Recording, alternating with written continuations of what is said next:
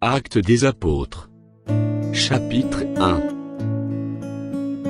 Théophile, j'ai parlé, dans mon premier livre, de tout ce que Jésus a commencé de faire et d'enseigner dès le commencement jusqu'au jour où il fut enlevé au ciel, après avoir donné ses ordres, par le Saint-Esprit, aux apôtres qu'il avait choisis.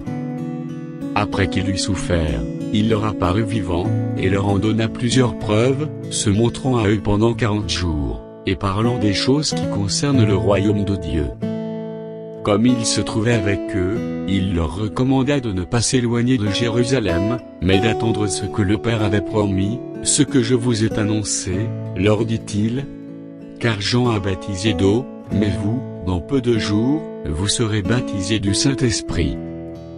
Alors les apôtres réunis lui demandèrent, « Seigneur, est-ce en ce temps que tu rétabliras le royaume d'Israël ?» Il leur répondit, « Ce n'est pas à vous de connaître les temps, ou les moments que le Père a fixés de sa propre autorité.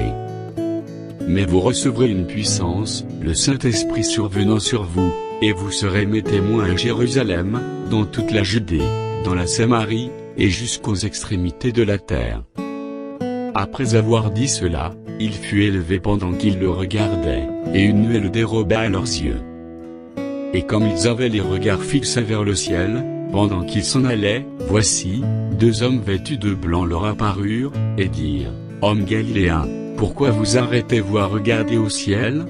Ce Jésus, qui a été enlevé au ciel du milieu de vous, viendra de la même manière, que vous l'avez vu allant au ciel. » Alors ils retournèrent à Jérusalem, de la montagne appelée des Oliviers, qui est près de Jérusalem, à la distance d'un chemin de sabbat.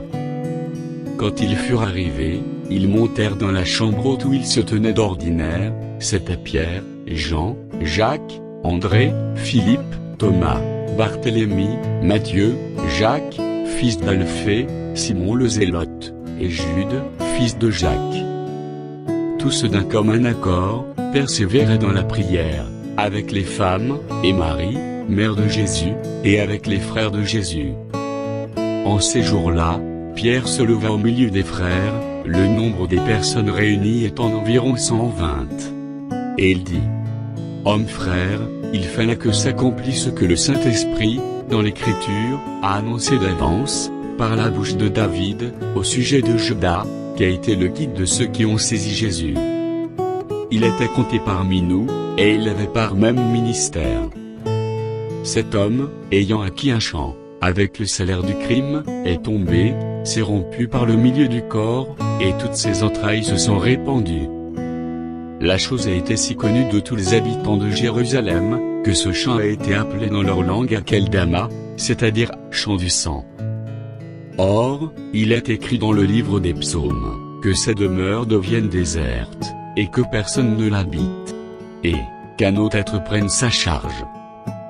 Il faut donc que, parmi ceux qui nous ont accompagnés tout le temps, que le Seigneur Jésus a vécu avec nous, depuis le baptême de Jean jusqu'au jour où il a été enlevé du milieu de nous, il y en ait un qui nous soit associé, comme témoin de sa résurrection. Ils en présentèrent deux, Joseph appelé Barsabas, surnommé Justus, et Matthias. Puis ils firent cette prière, « Seigneur, toi qui connais les cœurs de tous, désigne lequel de ces deux tu as choisi, afin qu'il ait part à ce ministère, et à cet apostolat, que Judas a abandonné pour aller en son lieu. » Ils tirèrent au sort, et le sort tomba sur Matthias, qui fut associé aux 11 apôtres.